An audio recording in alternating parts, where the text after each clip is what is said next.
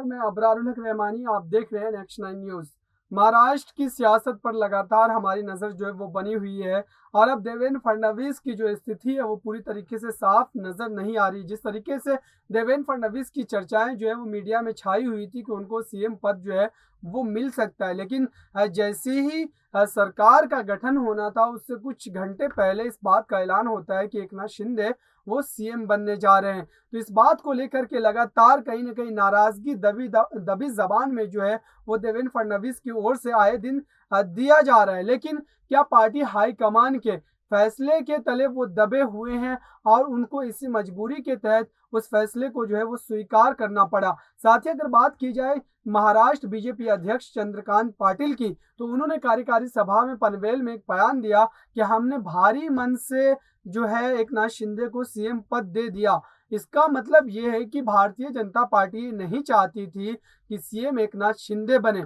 उनका मन यही था कि देवेंद्र फडणवीस को सीएम पद मिलना चाहिए, लेकिन सियासत में वक्त के हिसाब से तमाम फैसले लिए जाते हैं। इसी खास मुद्दे पर बात करने के लिए मेरे साथ मौजूद है शाहजेब। उनसे तमाम सवाल लेंगे और तमाम सवालों के बेहतरीन तरीके से जवाब लेने की कोशिश करेंगे और आपको महाराष्ट्र की तमाम जो सियासी गुत्थी है वो कैसे सुलझती उलझती जा रही है उस बारे में भी पूरी तरीके से बताएंगे। आपसे मैं ये प्रश्न लेना चाहूंगा कि जिस तरीके से लगातार देवेंद्र फडणवीस को लेकर के लगातार महाराष्ट्र में जो सियासत है वो गर्माती जा रही है, चंद्रकांत पाटिल के बयान के बाद जो है और भी सियासी मायने निकाले जा रहे हैं, तो आप कैसे देखते हैं इस मामले को? जिस तरीके से चंद्रकांत पाटिल ने बयान दिया था कि हमने दिल पर पत्थर रख करके एकनाथ शिंदे को मुख्यमंत्री बनाया है, तो कहीं ना कहीं ये एक चीज ये दर्शाता है अबरार, सबसे बड़ी बात कि वहां पर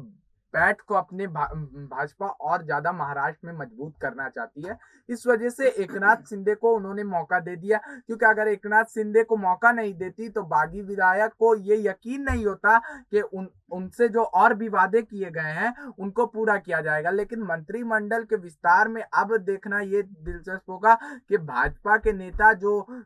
अच्छा उनका कोऑर्डिनेशन रहता है वो उन पर अटल रह पाते हैं कि नहीं, या मंत्रिमंडल के विस्तार में भी भाजपा छोड़ देते हैं, अपना मंत्री पद छोड़ देते हैं एकनाथ शिंदे के बागी विधायकों के लिए। क्योंकि देखिए एकनाथ शिंदे के जितने भी बागी विधायक आए हैं उसमें से 8-9 मंत्री हैं। अब ये सोचने वाली बात है कि 8-9 मंत्री वहां से आए हैं तो उन्हें एटलीस्ट 8 मंत्री पद देना होगा। तो यहाँ पर भाजपा अब देखते हैं कि 8 मंत्री पद छोड़ेगी कि नहीं, ये सबसे बड़ा सवाल है। तो ये दर्शा रहा है कि हो सकता है कि सरकार के बीच अस्थिरता पैदा हो जाए इससे। बिल्कुल, जिस तरीके से डिप्टी सीएम की बात की आपने, तमाम मंत्रियों की बात की, तो मंत्री जो है उद्धव ठाकरे सरकार में थे, 8 ऐसे मंत्री थे। लेकिन मंत्री होने के बावजूद उन्होंने सरकार से बगावत की और बगावत करके नई सरकार में आज वो शामिल हो गए हैं और उनकी जो एक तरीके से इच्छा होगी वो ज़्यादा होगी इस नई सरकार में। वो ये चाहेंगे कि पहली सरकार में उनके पास जो मंत्रालय हुआ करता था, उससे बड़ा मंत्रालय अब इस नई सरकार में उनको मिलना चाहिए। साथ ही अगर बात करूँ मैं एकनाथ शिंदे की, तो एकनाथ शिंदे ने जिस मकसद के तहत बगावत की थी वो उस मकसद में कामयाबी हासिल कर चुके हैं। उन्होंने सीएम पद जो है वो उनको मिल चुका है। लेकिन जो विधायक है उनका क्या? अगर उनको आपने किसी लालसा के तहत अपने साथ मिला करके आज नई सरकार में शामिल करवाया है तो आपको उनकी मांग को पूरा करना ही होगा। और इसी तरीके से अगर मैं बात करूं तो मंत्रिमंडल का विस्तार भी है वो लगातार विलंब किया जा रहा है। तो इस बात का देखिए आकलन वहां पर लगाया जा सकता है अबरार कि अब राज ठाकरे ने इस पर कहीं ना कहीं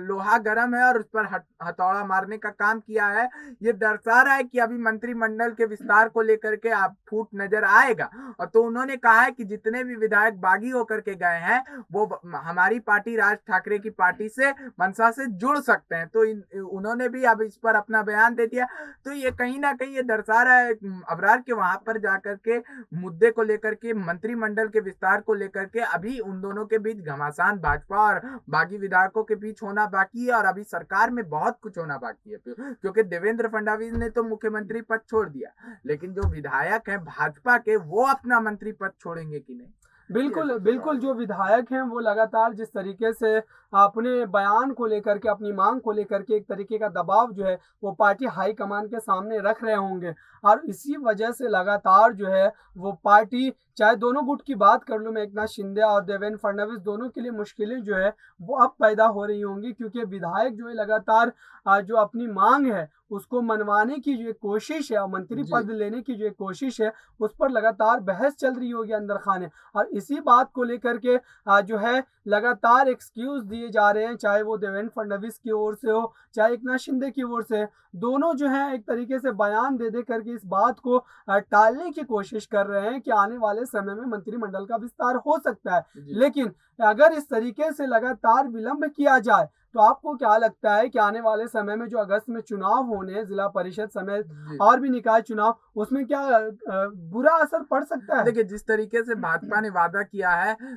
बागी विधायकों से कि आयोग साबित नहीं होने देंगे, और भी कई तरीके के वादे किए होंगे जो खुल करके नहीं बता रहे हैं, लेकिन देखिए क्योंकि इस पार्टी में एकनाथ शिंदे लेकर के आए हैं तो जरूर उन्होंने कुछ ना कुछ उनसे किया होगा, कुछ बातचीत उन दोनों के बीच हुई होगी, तो कहीं ना कहीं ये दर्शा रहा है कि अब जो अगला अगस्त में चुनाव आने वाला है तो वहां पर भी इसका असर पड़ सकता है अबरार, क्योंकि जिस तरीके से नेता लोग जो है देवेंद्र फडणवीस ने छोड़ दिया, तो अब वहां पर भाजपा छोड़ने को तैयार होगी कि नहीं होगी ये बड़ी बात है, लेकिन भाजपा का आला कमान चाहेगी कि महाराष्ट्र में हम बने रहें और अपनी पकड़ को मजबूत करें।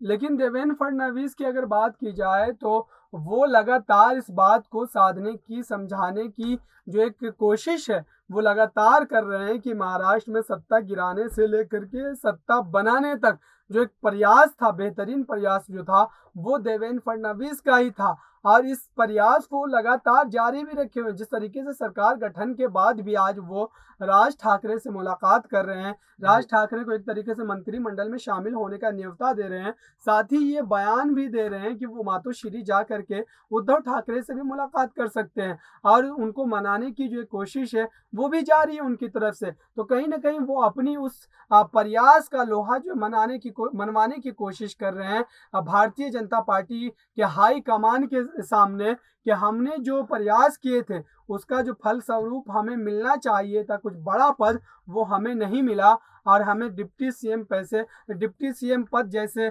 जो इससे नवाज दिया गया और एकनाथ शिंदे को सीएम बना दिया गया। तो क्या लगता है कि आने वाले समय में दोनों के बीच तालमेल जो है वो बैठ पाएगा और खुले मन से वो काम कर पाएंगे? जिस तरीके से शरद पवार का बयान आया था कि 6 महीने से ज्यादा ये सरकार नहीं चल सकती है, तो कहीं ना कहीं ये दर्शा रहा है अबरार कि यहाँ पर अब जो पेशन गोई की है शरद पवार ने वो कहीं ना कहीं सही होती नजर आ रही है, और अगर दोनों के बीच में ऐसे तकरार होती रही तो अभी बिहार का हाल आपको याद है कि किस तरीके से जदयू और भाजपा के बीच अभी तकरार होते ही जा रही है, और ये तकरार बढ़ती जा रही है, तो ये महाराष्ट्र में भी आगे हो सकता है अगर इसी तरीके से स्थिति सही रही तो। ये थे शाहजेब, लगातार बेहतरीन तरीके से तमाम सवालों का जवाब दिए हैं। महाराष्ट्र की सियासत पे जो गहरी नज़र हमारी बनी हुई, लगातार महाराष्ट्र की हर छोटी बड़ी अपडेट हम आप तक पहुंचा रहे हैं और पहुंचाते रहेंगे। देखते रहिए ताज़ा तरीन खबरों के लिए नेक्स्ट 9 न्यूज़ को। मुझे दीजिए इजाज़त, धन्यवाद।